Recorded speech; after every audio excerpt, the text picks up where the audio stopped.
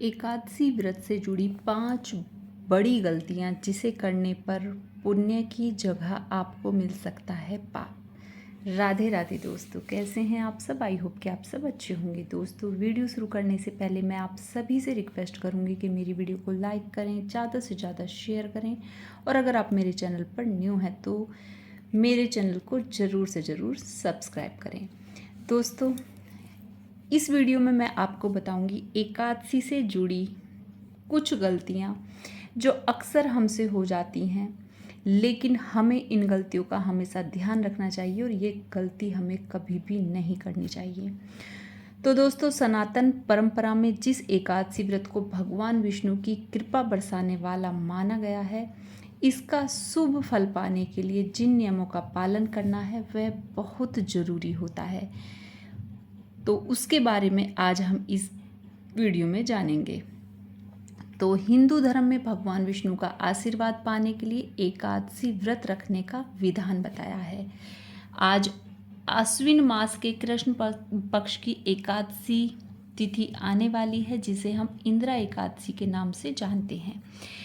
ये सब मैं पांचांग में से देखकर बताती हूँ। पांचांग के अनुसार प्रत्येक मास में 2 और पूरे साल में कुल 24 एकादशी व्रत आते हैं, जिसमें विधि विधान से जगत के पालनहार माने जाने वाले भगवान विष्णु की पूजा करने पर साधक को पुण्य फल की प्राप्ति होती है। सनातन परंपरा में एकादशी व्रत को लेकर कुछ नियम भी बताए गए हैं, जिसकी अनदेखी करने पर व्यक्ति को पुण्य की जगह पाप का भागीदार बनना पड़ जाता है। तो आइए जानते हैं व्रत से जुड़ी 5 गलतियां। विस्तार से जानते हैं, जिसे करते ही व्यक्ति का व्रत टूट जाता है। तो सबसे पहला जो है वो है, एकादशी व्रत वाले दिन ना तो सुबह देर तक सोना चाहिए और ना ही दिन में किसी भी समय सोना चाहिए। एकादशी व्रत में ही नहीं, ये वैसे सभी व्रतों में नियम होता है कि व्रत में नहीं सोना चाहिए, लेकिन एकादशी व्रत अपने व्रतों में सबसे बड़ा व्रत माना जाता है।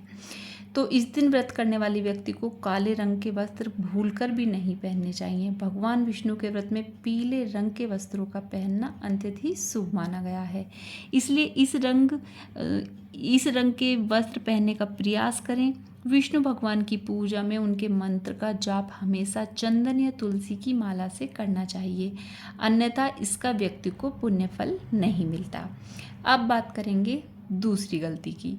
तो एकादशी व्रत करने पर व्यक्ति को भूलकर भी व्रत वाले दिन चावल, तामसिक भोजन जैसे लहसुन, प्याज, मांस, मदिरा आदि का सेवन नहीं करना चाहिए।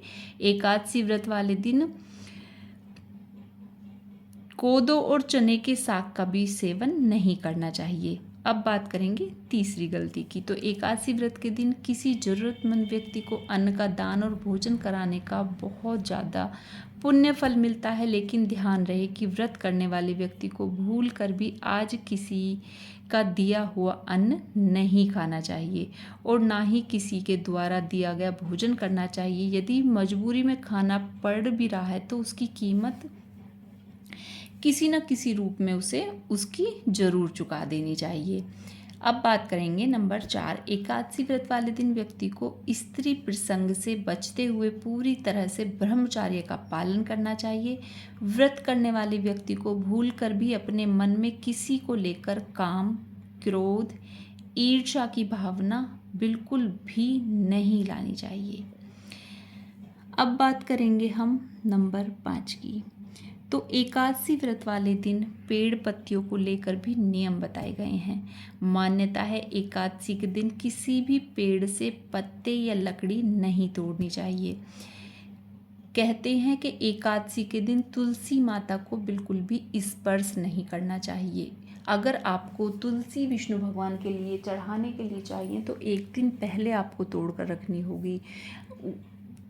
एकादशी के दिन माँ तुलसी भी व्रत रखती हैं निर्जला, तो उस दिन एकादशी के दिन किसी को भी तुलसी में जल नहीं डालना चाहिए। रविवार का तो सभी को पता है, लेकिन मैंने बहुत सारी वीडियो में भी देखा है और अक्सर वैसे भी मैं देखती हूँ, तो एकादशी के दिन माताएं बहनें अपने तुलसी में जल देती हुई मैंने देखा है, तो प्लीज़ इस चीज़ को बंद कीजिए। एकादशी के दिन आप किसी भी पुराण को उठाकर पढ़ लीजिएगा, किसी भी एकादशी में तुलसी माता को जल नहीं चढ़ाया जाता और ना ही उस दिन तुलसी को तोड़ा जाता है, क्योंकि कहते हैं कि इस दिन दातून भी नहीं करना चाहिए।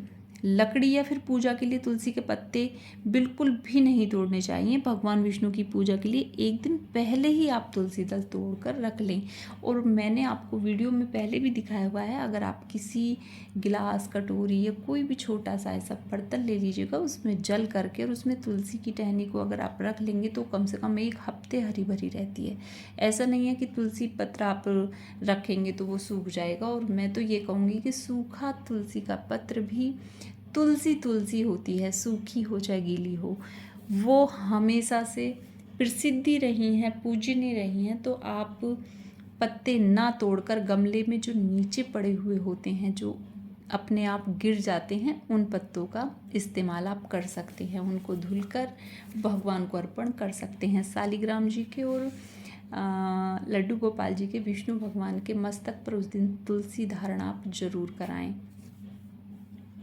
जो व्रत करने वाले होते हैं दोस्तों, वह 10वीं के दिन घर में पूजा पाठ करें और दोपहर में नदी के किनारे तर्पण की विधि भी आप कर सकते हैं। तर्पण विधि के होने के बाद ब्राह्मण भोजन कराएं और उसके बाद स्वयं भी भोजन ग्रहण करें। 10वीं पर सूर्यास्त के बाद भोजन ना करें।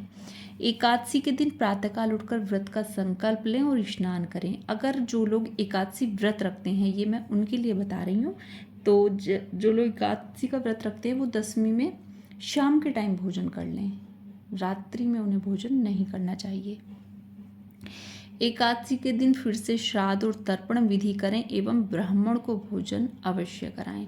अगर आप घर पर ब्राह्मण को बुलाकर भोजन कराते हैं तो बहुत ही उत्तम है, लेकिन किसी कारणवश ब्राह्मण घर पर नहीं आ रहा तो आप उसका भोजन उसके घर भी पहुंचा सकते हैं। इसके बाद गाय, कोए और कुत्ते को भी जो खाना बना है उसमें से ही खिलाएं। इससे आपके पितृ प्रसन्न होते हैं और आपको आशीर्वाद देते हैं। और आपको पता है, पितरों के नाराज होने से घर में कोई भी काम नहीं चलता और हमेशा कलह का वातावरण बना रहता है। हमेशा घर में जो क्रोध उत्पन्न होगा वो पितरों के कारण होगा, ये आप हमेशा याद रखिए। अगर आपके पितृ आपसे नाराज हैं तो वो आपकी बुद्धि को इस तरह से कर देंगे कि आपको 24 घंटे गुस्सा आता रहेगा, आपस में एक दूसरे का झगड़ा आप करते रहेंगे। तो हमेशा अगर आपके घर का माहौल ऐसा हो रहा है तो आप अपने पितरों को शांत करने के लिए तर्पण करें। पितरों के जो 16 दिन होते हैं अपने पितरों को खुश करने के लिए होते हैं, अपने देवताओं को खुश करने के लिए होते हैं। तो मैं तो यही कहूँगी कि जो लोग इंदिरा एकादशी का व्रत नहीं रखते उनको भी ये व्रत रखना चाहिए, क्योंकि ये उनके पितरों की आत्मा की शांति के लिए होता है, पितरों को तर्पण करने के लिए होता है। 16 दिन अपने पितरों को मनाने के लिए दिन बताए गए हैं। कहते हैं कि धरती पर 16 दिन के लिए पितर आपके घर में आकर रहते हैं, तो उनको मनाइएगा, उनको प्रसन्न रखिएगा, क्योंकि पितरों के आशीर्वाद से आपके बहुत बिगड़े हुए काम बन सकते हैं। द्वादशी को पूजन के बाद ब्राह्मण को भोजन कराएं और दान दक्षिणा अवश्य दें। चाहे आप उन्हें थोड़ा सा अन्न ही दान करें, लेकिन जो आपके सामर्थ्य के अनुसार हो, दान दक्षिणा अवश्य करनी चाहिए।